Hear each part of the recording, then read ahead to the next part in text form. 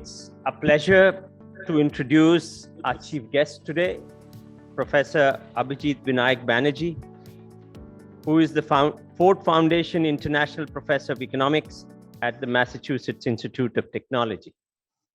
In 2003, he co-founded the Abdul Latif Jameel Poverty Action Lab, or JPAL, with Esther Duflo and Senthil Mullainathan, and he remains one of the lab's directors. Professor Banerjee is a fellow of the National Academy of Sciences, the American Academy of Arts and Sciences, and the Econometric Society.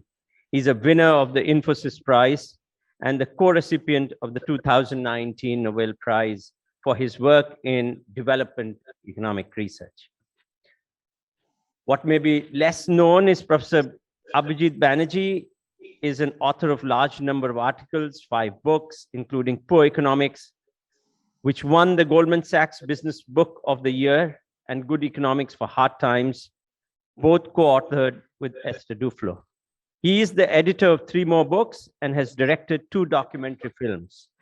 He has served on the UN Secretary General's high-level panel of eminent persons on the post-2015 development agenda.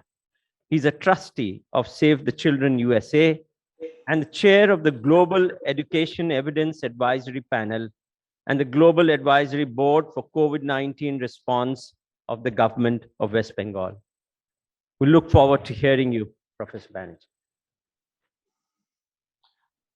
Thank you. It's an honor to be invited to deliver a convocation address to this at this very distinguished institution. And I want to start, of course, by congratulating the 833 of you who graduate today. I think it's easy to you forget that this 2 or 3 or 5 years ago, when you applied to these programs, you thought this was, you'd be grateful if you got in. This would be an amazing experience for you. This is one of the best and most intellectually demanding programs in India. And if you could get in, you would be grateful, life would be better. I think that it's worth keeping that perspective in mind, because now you got used to it. Now you've been there. You have graduated from the institution. You know you can do the courses. You've done well in the courses. And that makes you feel the present often dominates our perception. We forget the perspective that we started with. But the perspective you started with is very important. It's the perspective of saying, I want this opportunity for my life. If I get it, I'll be lucky. Because if you remember that perspective, you realize that the present, is, it's a moment to celebrate. You're celebrating. But I suspect that there is also a little disquiet, because now you have to move on. And there are things that you have achieved, but things you may not have achieved. You may be concerned that, oh, well, I didn't get that job which I wanted, or I didn't get into the other program that I want to go on from here, or I just, somehow I wish I had done better in whatever, economics or math or whatever you had taken. So I think there is a moment, it's easy to go back and think, life could have been slightly different. I could have been better. And I think the main point is that life is great for you. You have somehow through this amazingly sort of strange times we've been through, you've gone through it. With no doubt many tragedies around you, many tragedies that no doubt touched you, but still you have come through it. You have managed somehow, despite the psychological pressures that moment provided, you managed to navigate through it. You managed to be a success. You've done the first thing you wanted to do, which is to go to Ahmedabad University and graduate. And for that, congratulations. Don't forget that. That was your goal a few years ago. Now you've achieved it. Don't forget that. Don't let yourself be drowned by the present. The present will offer many more challenges, but the first thing to do is to open your heart and celebrate. You have done what you came to do. That's related to the second point I wanted to make, which is that I think that it's useful, and maybe it's a little crass of me to say this, but I think you should think of yourself as supremely privileged. You went to one of the best institutions in India, you're graduate. You're supremely privileged. And I think that's important to hold on to, because it's very important that you recognize that we're in a society where most people, both because of lack of preparation, lack of opportunity, lack of talent, will not get the same opportunity. You are the winners of a extremely we have a 1.4 billion people. You're a winner of an enormously difficult competition, and that's a perspective to keep in mind, because that tells you that it's relative to most people in India, you are in a place to be uniquely influential, uniquely effective, uniquely able to do things. That's both a privilege and a responsibility. And I think I want to emphasize both words. It's a privilege, and the privilege part was important because it means that if you don't manage to do something significant, the only reason you can't do it is there'll be some bad luck, but I think mostly it's going to be you. It's going to be you because you're going to not necessarily believe this story. So you'll fixate on. So the thing I want to emphasize is that this is the moment to take stock of the fact that you've been successful, you can be successful, and you want to take on the biggest challenges, not to think about what society has dictated to you as the route of further success, but to imagine what life you would want. I think it's very important to open your heart and think, I know these are the routes I'm supposed to take, but is that what I really want? I teach at MIT, and I taught at Harvard, and I saw many outstanding undergraduates and outstanding master's students and outstanding PhD students. And a lot of them, I think, in life have been disappointed. And they've been disappointed because they were too quick to buy into a narrative of what success constitutes. There's a very nice book by a young, less young now, a young woman who went to MIT and then wrote a book called Liquidated, about what happens to college students after they end up in the finance industry. And her point was not that there's some people who don't enjoy it. Surely some people enjoy it, some people do brilliantly, some people serve the world, but many others drop out. And they drop out because they realize that at some point, this was not their passion. This was a delivered passion. In fact, she describes in great detail how these financial companies create, and consulting companies, and increasingly startups, create a narrative that if you don't do this, you are a failure.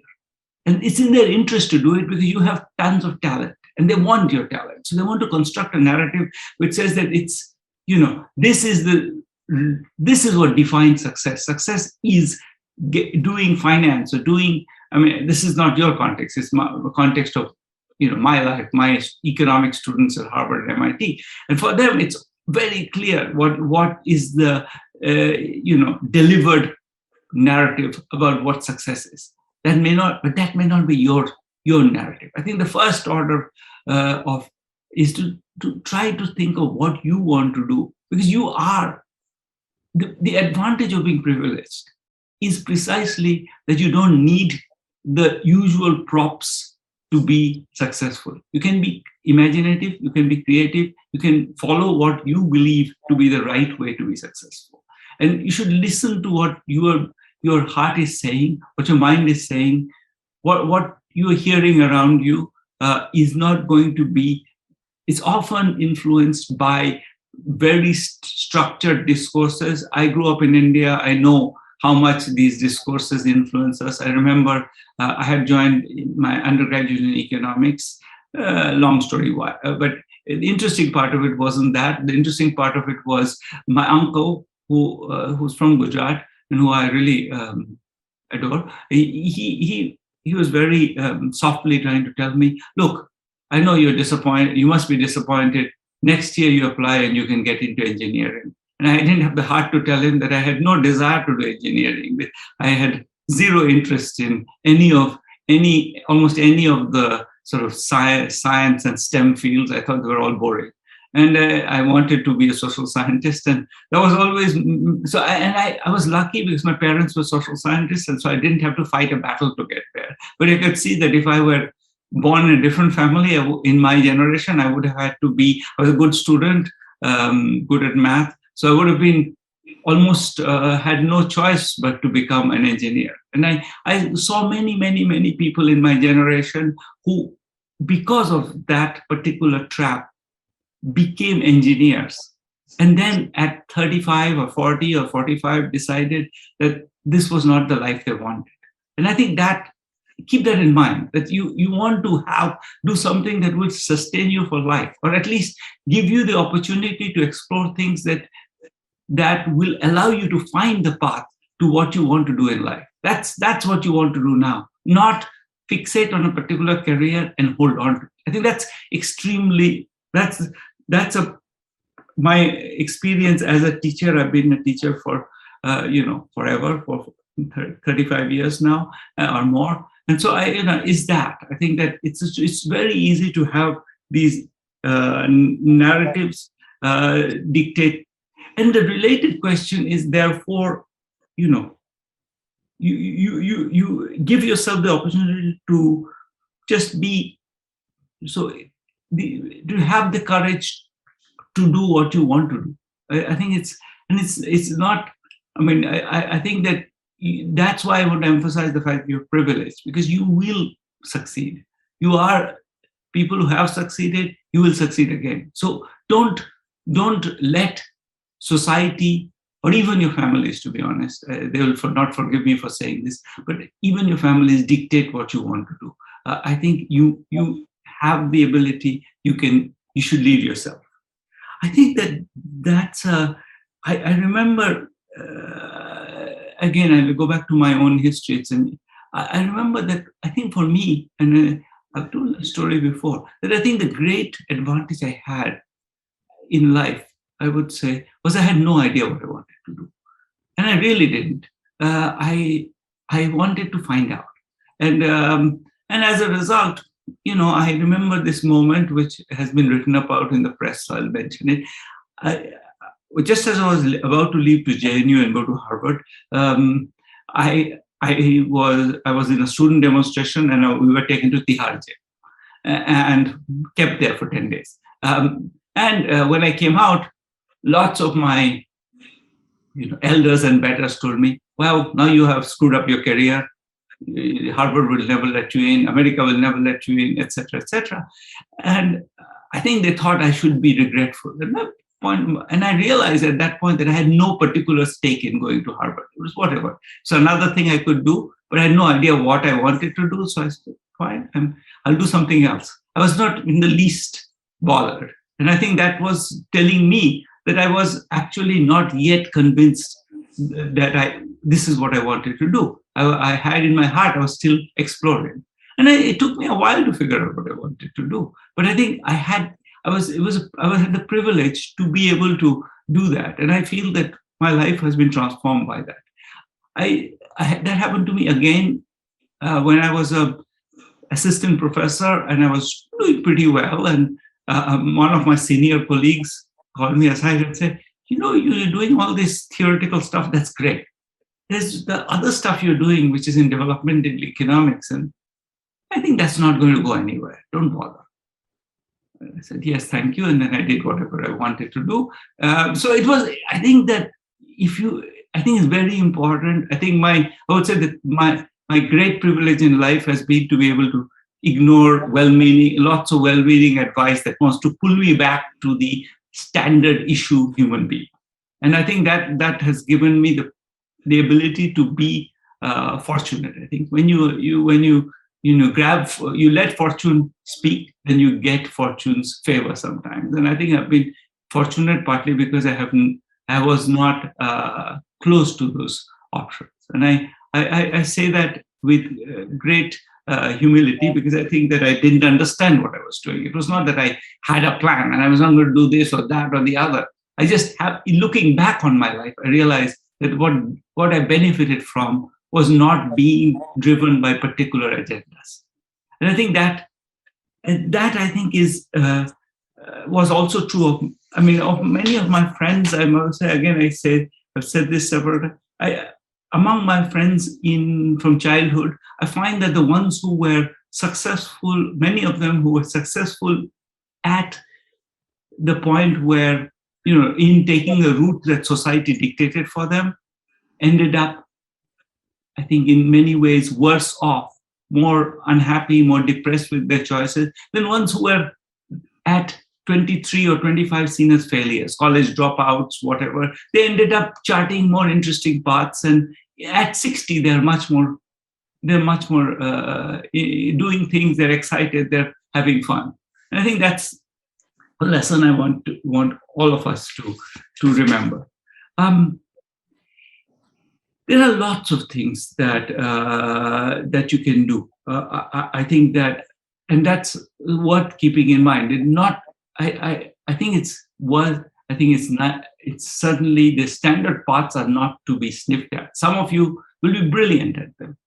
You'll be great, managers. You'll be great entrepreneurs, and I don't at all sniff at those. Those are socially useful things to do, and those of you who have a real passion for it, do it. But if you feel like you want to write a novel or make a movie or become a chef or fight for justice or fight poverty or run for government office, do it. I think we need all of those things in India. People who are passionate, talented, well-trained, and don't worry about, is my training in commerce useful for it? The most important training you have is actually not in your subject. It's in the training of the mind, the openness to ideas, the ability to interpret what other people are saying. That's the training that's most valuable in life. The rest of it is something you could pick up. When you have the reason to learn it, you learn it fast. Just don't worry about whether your commerce background prepares you well for, making a movie. Satyajit Ray and Shyam Benegal both had undergraduate degrees in economics. And then they didn't use it for 1 minute, but that was fine. They did fine in life. And so I think that don't ask yourself the question, am I, my specific training? The specific training is an act of a moment. What is really important is you are trained as, lively,